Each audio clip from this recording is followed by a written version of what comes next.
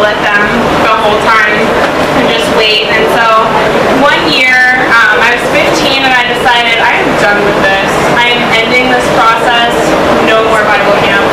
So I decided that I was going to get kicked out of Bible camp, and that was the plan.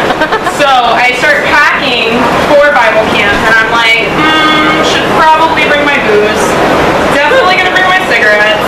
Threw a Swiss Army knife in there, like just for kicks, just to see what would happen. And like a whole bunch of band t-shirts. I think I actually bought a KISS t-shirt for that, just to be like, yeah, you know.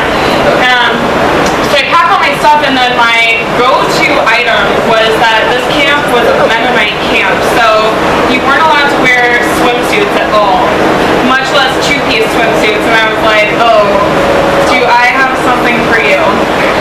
So we had a Brazilian exchange student living with us at the time, and I don't know if you've ever seen their swimsuits, but they're not really, it's kind of like just a dot that goes places. So I was not particularly comfortable with this plan, but I was like, it's going to work. I mean, if all else fails, this is going to work. So I get to Tennessee, and I'm like still a little pissed off on my high horse, and I'm ready to execute the plan. So swimming time is not for 2